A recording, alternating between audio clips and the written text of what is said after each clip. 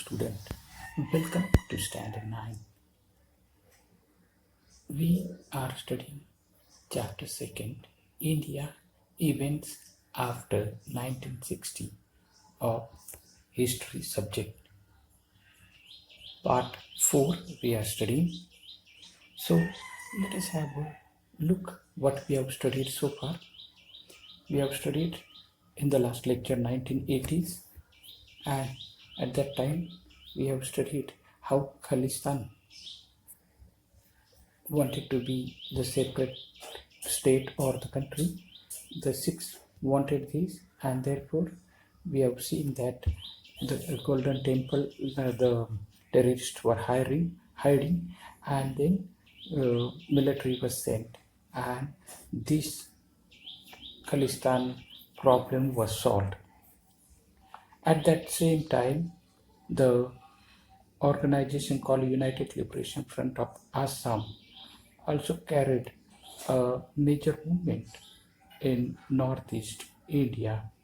So this was also solved. Then we have seen Rajiv Gandhi with, coming out with several reforms in the fields of science and technology. Then he also tried to help Sri Lanka in solving the issues over there, but he was caught up in the Bhopal scam, and therefore in the following year the election was held. At that time Janata Dal was formed, and this Janata Dal was won the election, and Vishwanath Pratap Singh became the next Prime Minister. His most important work is providing reservation for other backward classes, that is OBC classes. He could not continue as Prime Minister due to internal differences in the party, and therefore Chandrasekhar succeeded him. Then in the following year, 1991,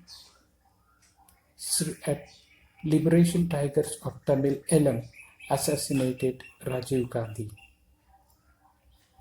At the same time, the Jammu Kashmir issue also came, and the terrorist activists wanted the Kashmiri Pandits to leave the valley.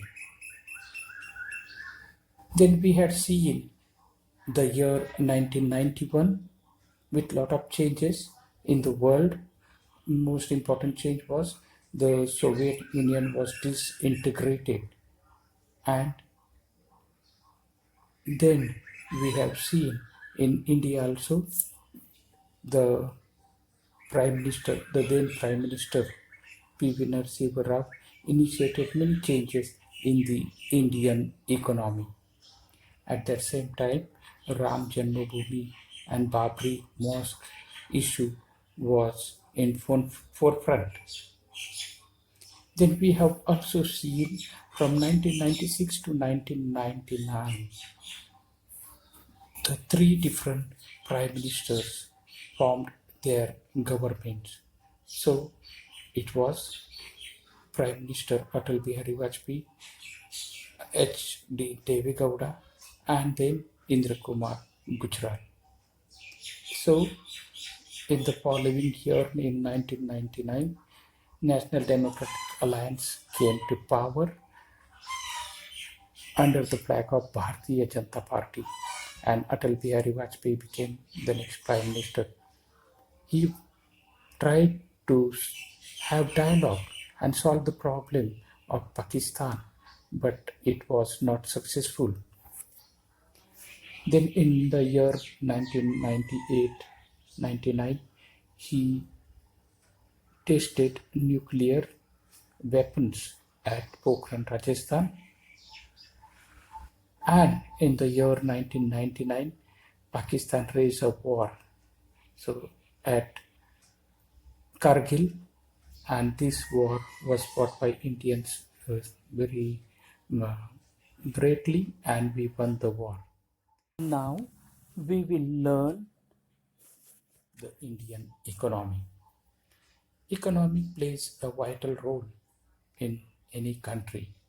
So, right from independence, the country wanted to be modernized. So, the modernization of economic self-sufficiency, that India should have everything self-sufficient. We don't have to go outside and purchase other things in order that we do not produce it. So that is self-sufficiency and social justice. That there should not be uh, gap between poor and rich, the gulf between poor and rich, and justice should be fostered among the society. These were the three main characteristics of Indian economy. India wanted to acquire modernity and self-reliance by establishing industries. So industry is a very vital role it takes in the economic field. It produces so many commodities which fulfills the requirement of the people. So self-reliance by establishing industries was most important. We wanted to establish an economy based on social justice through planning. For this, the National Planning Commission was established that would coordinate development through the policy of 5 years plan. So 5 years plan was much more important, and therefore this planning commission was established, that we are going to see through the fourth chapter of this year. So how 5 years plan, first 5 years plan, second 5 years plan, we will study that later. The Narasimha Rao government started economic reforms from 1991. These economic reforms are called as economic liberalization. The Indian economy flourished as a result of the implementation of the policy. So, Narasimha Rao government, whatever gold we had, it was given to the World Bank, and uh, loan was taken, and then the economy was stabilized. The foreign investment in India increased. Many foreigners started investing in our country, investing in the fields of industries. Skilled Indian professionals helped reform the Indian economy. The field of information technology opened several avenues of employment in the country. So IT sectors was introduced, and therefore a lot of employment opportunity was created during that time. The changes after 1991 are also described as globalization. So, globalization we are going to study little later. So, now let us begin the science and technology. Two major events must be mentioned while describing India's efforts towards self reliance. Dr. M.S. Swaminathan is known as the father of Green Revolution in the year 1965. So he implemented new scientific agricultural techniques and increased the production of food grains. Let us see how he has increased the food grain. That he, first of all, uh, on river Satluj, uh, in severe stages, the dams were built at Punjab and Haryana, and then these, when the dams were built, they were called as Bakra and Nangal, and water was used for irrigation purpose. so land was irrigated. At the same time, chemical fertilizers, hybrid seeds, insecticides, pesticides, fungicides were used to control the insects and pests. Mechanization of farming was also done during that time. So, because of this, lot of yield was done on a large scale. The next revolution was white revolution. The extreme in cooperative dairy movement by Dr. Verghese Kurian led to increase in the milk production in India. So this was the experiment was done by Dr. Verghese, and the collective dairy milk, the milk was collected from several farmers. They came together. Earlier, the milk was sold by individual. Now, many farmers came together and they started doing this collective cooperative dairy, and milk was sold in the metropolitan cities. At the same time, milk was also processed. The excess milk was processed, and several milk product was done, such as cheese, butter, buttermilk, pedas, and so many other items were produced, and they were sold. India had also made a lot of progress in the field of atomic energy and space research. Dr. Homi Bhabha laid the foundation of the Indian atomic power program. So it was started in Mumbai, and then a lot of progress was done.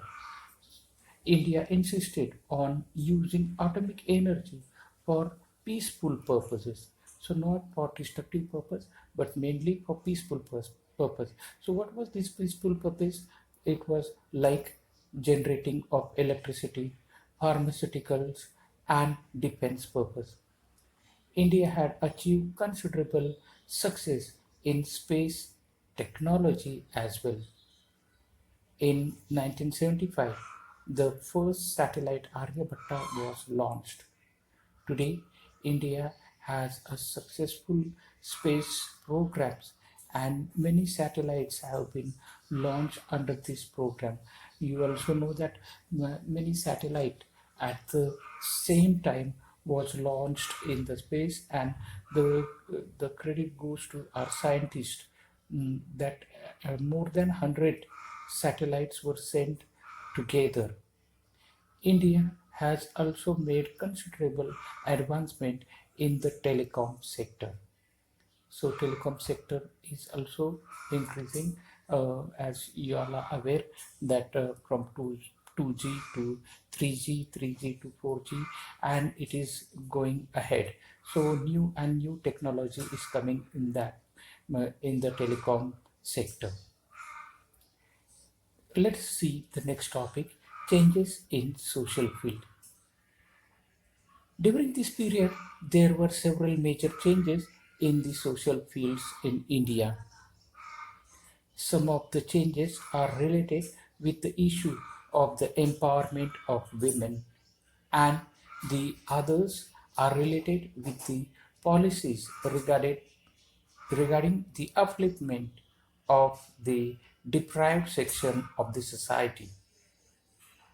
To promote the all-round development of women and children, a separate Department of Women and Child Development was created in the year 1985 under the Ministry of Human Resources and Development. So, my dear student, at that earlier, the condition of women were very bad. They were not allowed to take part in the public places. They were not allowed to take part in the decision making, and therefore, this has to be changed. They have to be empowered. Therefore, these changes took place. At the same time, many children were suffering of malnutrition.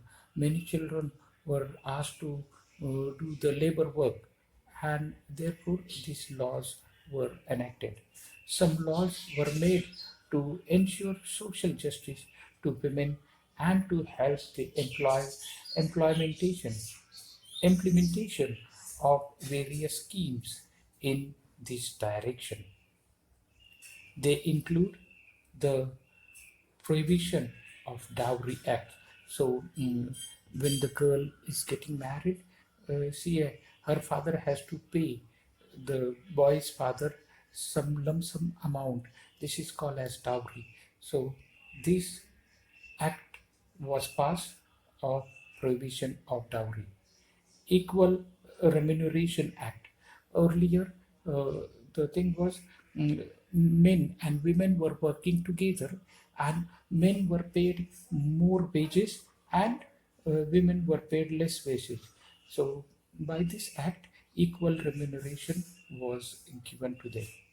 As per the 73rd and 74th Constitution amendments, seats were reserved for women in the local self-government bodies.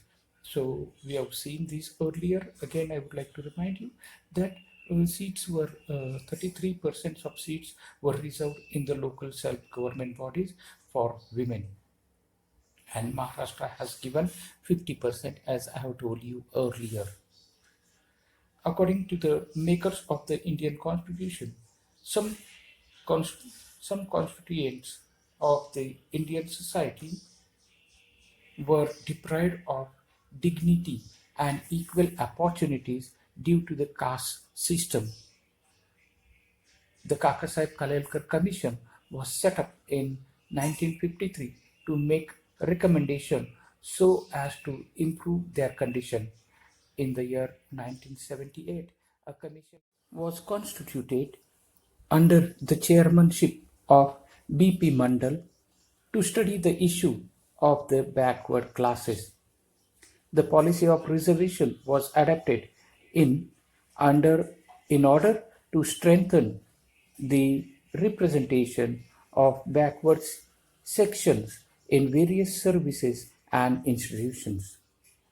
The government passes the government passed the Prevention of Atrocities Act in 1989 to enable those belonging to the scheduled castes and tribes to live with dignity and respect, free from fear, violence, and oppression of the upper class. So, my dear student, upper class and middle class were there, and the lower class were deprived of so many rights, and they were oppressed. So, this atrocity act was passed.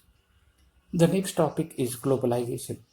Globalization brought about many changes in different fields like economy, politics, science, and technology, and society and culture.